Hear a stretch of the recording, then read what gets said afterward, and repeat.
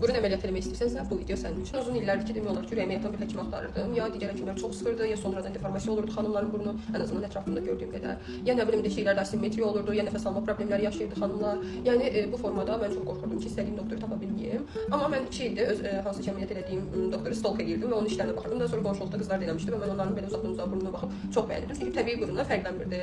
Və daha sonra nəticə olaraq getdim konsultasiyaya, onunla danışdım, bildirdim ki, Barbie burun istəyirəm, amma o qədər də bilinməsin ki, əməliyyatdır, yəni süni görünməsin. Çünki bəzi qızlarda həqiqətən görürəm, üz cizgilər çox qəşəngdir. Bir dənə burun sanki öyle yapışdırılmış kimi görsərdi, belə içində bir şeydi. Mən o görüntüdən qorxuram da, yəni ona görə əməliyyat eləmirdim. Və danışdıq, hər şey çox qaydasında oldu. Əməliyyat günü götürdü və mən öncə getdim, analizlər verdim. Analizlərdə hər şey qaydasında olduğuna görə əməliyyata alındım. Əməliyyata girdiyim gün orada medsestralar da çox şirin idilər. Mənə hətta dedilər ki, narahat olma da bizim klinikanın yarısı onu əməliyyat elətdirib və sən quş kimi çıxacaqsan da oradan. Heç elə bir əməliyyat olmamısan. Həqiqətən də elə oldu. Yəni çıxıb falan çəkirdim, çox rahat idim da. Mən bir dənə nə üzümdə göyərmə oldu, nə bir şeydə. Yəni ağrını belə mən hiss eləmirdim. Düzdür, ağrı kəsici dərmanlar atırdım, amma belə aşırı haldan hala düşüm, serumlar yox da. Üçüncü gün mənim üzüm şişdi, bütöv üzüm şişdi.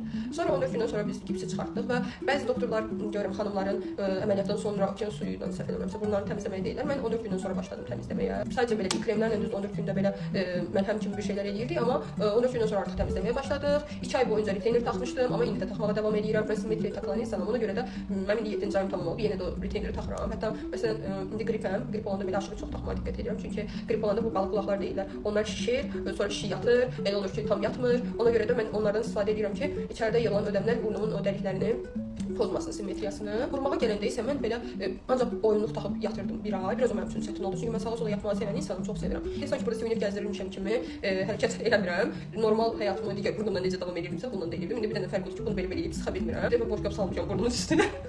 Amma yenə də heç nə olmuyor. Düzdür, şişmişdi, amma qaydasındadır. Nəfəs almağımda isə məsələn onu deyə bilərəm ki, əvvəl bu dəli ilə ümumiyyətlə nəfəs ala bilmirdim heç cür. Çünki məndə üzümü kubika çıxmışdım və sümüyüm çox önə çıxmışdı, hədsiz dərəcədə. Yəni düşünün ki, buradan ət açılmışdı və oradan sümük çıxmışdı çölə və burada qırıq idi hər şey. Hətta həkim özü də mənə dedi ki, bu incidən burun oldu. İndi bu dəli ilə tam nəfəs alıram, bununla da nəfəs alıram. Amma bəzən hiss edirəm tıxanma olanda, yəni səhər duranda biraz burada çətinlik çəkirəm nəfəs almaqda. Amma qayılan mənə hər şey qane eləyir, görüntü çünki necə danışmışdıqsa elə eləyir. Həkimimin adı da Layla doktor idi, Layla Axundova. Düzdür, girib indi siz onun Instagram storylərini falan, postlarınızı stalk eləsəniz, mən orada çəkirəm görəcəksiniz, biraz ona qorxuram. Amma nəzərə alın ki, o yaxından çəkilib. Mən vurdum o boyda değildi. O boydaydı, amma o boyda değildi də. Onu da nəzərə almaq lazım. İlk elədiyim estetik əməliyyatım idi və çox razı qaldım. İndi 35-45 yaşımda nələr eləyəcəm bilmirəm, amma 26 yaşım üçün ilk və uğurlu əməliyyatımdan biri burun əməliyyatım idi və bunu da sizlə bölüşmək istədim. Suallarınız varsa şərhdə yazın, mən cavablandıracağam. Hələlik.